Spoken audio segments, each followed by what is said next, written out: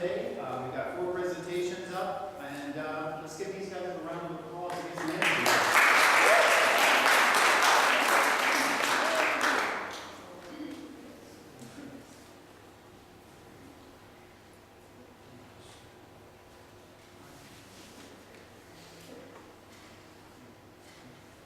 In 1989, a protest broke out in Tiananmen Square, Beijing.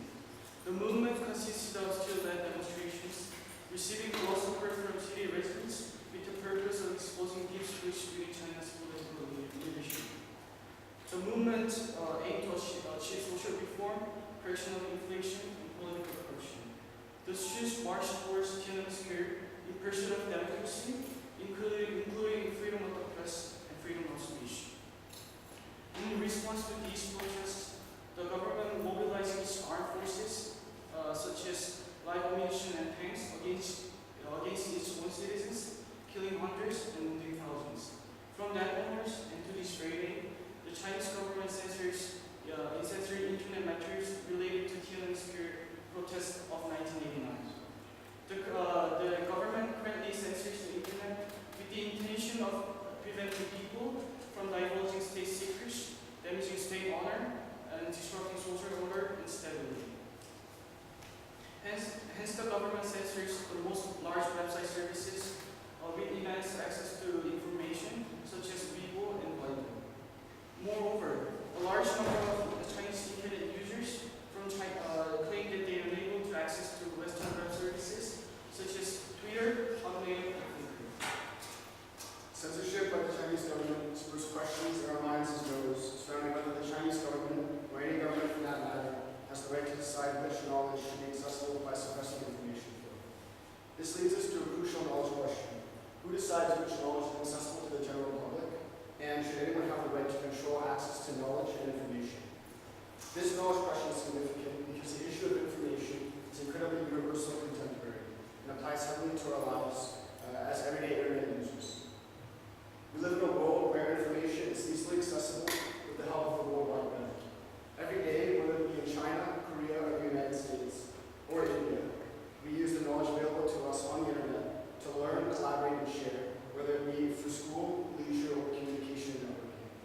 Censorship as a method of controlling access to knowledge can be seen in 2 different perspectives, as an obstacle and as a safeguard. From a Western perspective, such as that of Great Britain or the United States, it generally serves as an obstacle to the benefits we reap from accessing information at our fingertips daily.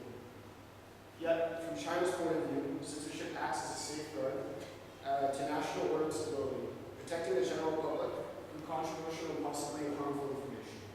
Therefore, how accessible the widespread information should be is an incredibly important issue to consider. I think, therefore, I am dangerous. Should knowledge be censored in order to not cause trouble in any situation? In order to answer this question, we need to explore who decides which knowledge is accessible or not, for which there are many perspectives and approaches to consider. One such perspective is that of the government as the regulator of knowledge and information flow, as we can see in the real-life situation of Chinese government's censorship of June 4th incident. Censorship manipulates language by removing certain words crucial to understanding from information sources, aimed at controlling public's emotions surrounding the censored material, and therefore influencing the way they use reason to develop perspectives and understanding of knowledge. The Chinese government censors sites that included so-called trigger words such as Tiananmen Square, 6-4, June 4th, and tank related to the incident. By banning these sites from national internet servers, China is hindering the public's ability to learn about the incident, giving them no means of obtaining visual evidence of the events ever taking place. Without this knowledge, the public is oblivious to a major event in Chinese modern history, the government's massacre of its own people. The Chinese government effectively promotes a national pride in its citizens by censoring the June 4th incident and removes a source of anger towards the government and that could damage national stability. However, the implications of censorship with respect to areas of knowledge of history are important to consider, for they could very well signal negative impact of censorship restriction on knowledge. If such events such as Tiananmen Square is incident uncensored, knowers have a false perception of history. It can be said that the goal of history is to educate the population on their past to ensure that the same mistakes are not made in the future. If the public is unaware of the same mistakes, these mistakes they cannot prevent similar ones in the future, whether they may be by themselves or the government. Without knowledge, knowers have less power, less information to act upon. Whether these actions are morally grounded, with the potential to harm others, as many internal conflicts caused by public unrest do, is another question entirely. Another entity that could decide which knowledge is accessible to the general public is commercial businesses involved in information flow, such as internet service providers.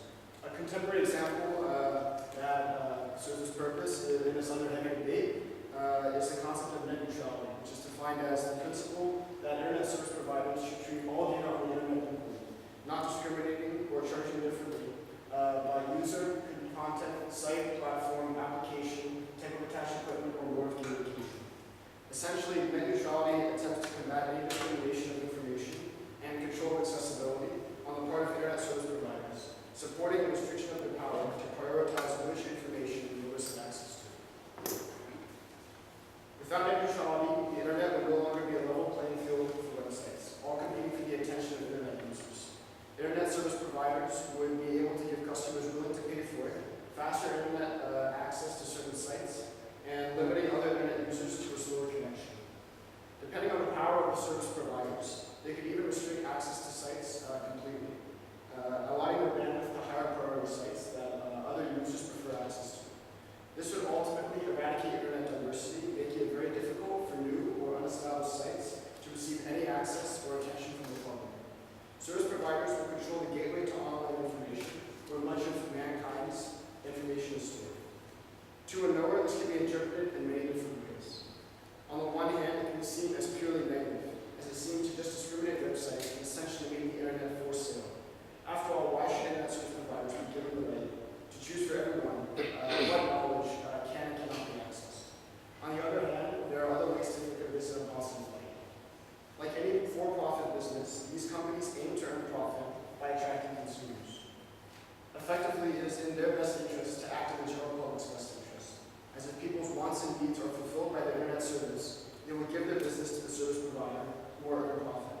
Therefore, perhaps the profit-oriented mindset of internet service providers is a reason for them having the right to decide which knowledge is accessible to the general population. If internet service providers and knowers whose interests are aligned, why not trust service providers to control knowledge accessibility? Nevertheless, it is important to consider how these service providers make their decisions as to which knowledge is available or easier to access online. Though they want the best experience for consumers, they only want this for consumers who are willing to pay for it.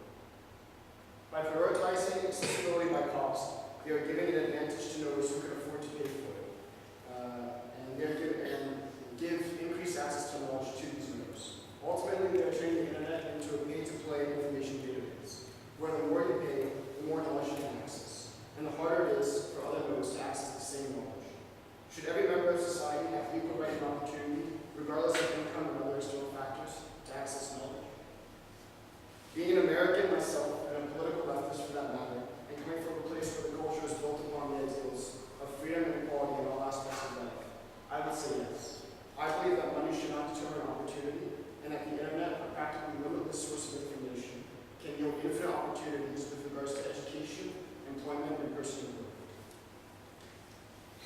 I, on the other hand, coming from South Korea, firmly maintain that some people should have higher access to knowledge. For example, the officials in the government should have higher access to knowledge because they control society.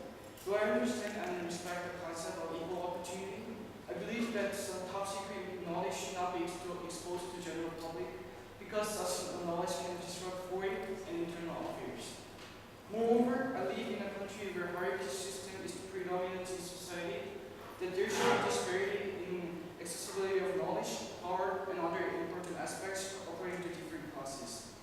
The society I come from has instilled in me that government officials should be trusted with more access to knowledge than the general public.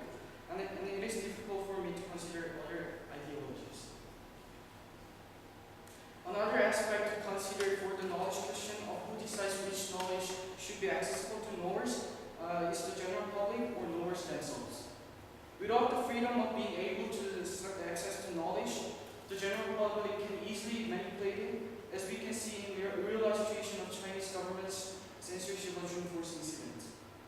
The government indeed hinders Norse from learning a major event in the history of China.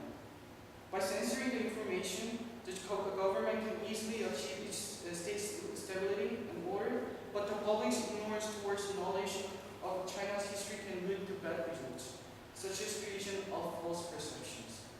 If the public is not aware of the same mistake made in the past by the government and by its nation's people, it will surely make the same mistakes again, creating chaos in society. This is the utmost reason why general public should have the right access to knowledge, regardless of the government, the information providers, or anyone else's reasons for infiltrating information. Take a look at example of the Freedom of Information Act.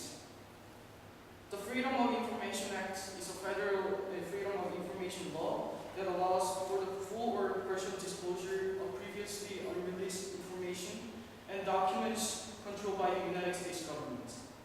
The advantage of this federal law is that the public is kept aware of its actions, of the government's actions. Furthermore, it prevents service providers and the government from abusing the information, ensuring the officials in the government or other agencies are kept honest. Such honesty indeed prevents false perceptions of major events or lack of knowledge about them at all, demonstrating the advantage of the general public's rights to freely access to knowledge without any censorship. On the other hand, freedom of access to information to general public can cause problems as well. Public sometimes lose control of the information they confront, and they use emotions over reasons. Take a look at example of the shooting of Michael Brown, occurred August 9, 2014, in Ferguson, Missouri, a suburb of St. Louis. Brown, an 18-year-old black man, was fatally shot by Darren Wilson, 28, a white Ferguson police officer. The general public, who was constantly receiving information about this shooting case, was furious about the event, sparking protests around the nation. Some of these protests were violent, entailing mass rioting and looting of stores and local shops. The public learning information about these events led to violence. Therefore, should there have been a censorship to prevent such harmful protests, perhaps the general public is not responsible enough to decide for themselves which information is accessible to Norse, as they can be easily swept by emotion and stray away from reason. However, there comes a host of implications if the general public cannot have free access to knowledge. In this case, if the general public were not aware of the Ferguson Michael Brown shooting, they would have not questioned the integrity of the local police force. In a way, the public knowing about such events acts as a morality check for the authorities and powers that be, ensuring that all actions are being done in the best interest of the population. Though violent protests may not occur, the same type of shooting may have happened the same way in the near future if the Ferguson police force did not receive the same response from the public, and perhaps numerous other young minorities may have lost their lives as a result. In conclusion, the question of who should decide which knowledge is accessible to the general public is one with many answers. Every entity has its pros and cons. The government aims to protect national stability, but its censorship of information can lead to misrepresentation of history. Internet service providers can give increased access to knowledge, but only to those who are willing to pay for it. And the general public determines for themselves which knowledge they want access to, but may become dangerous to society if they act on certain knowledge, as they did with the Michael Brown protest. Who society should trust to control the information flow depends heavily on perspective and background. Like how I, as a liberal American, believe that people have the right and responsibility to freely access knowledge. While I, as a South Korean, feel that the government should be trusted over the public when it comes to handling sensitive information. As we can see, the concept of cultural relativism, or the principle that the ethics of one's beliefs revolve around and depend upon culture, plays a major role in deciding who controls information. Regardless of who regulates access to knowledge, as a society, it is up to us to spread out the responsibility of controlling access to information over numerous entities to ensure that one does not hold absolute power. Through Through balancing language, emotion, and reason, taking into account of the implications regarding history and ethics, we as Norse can continue our quest for knowledge in a fair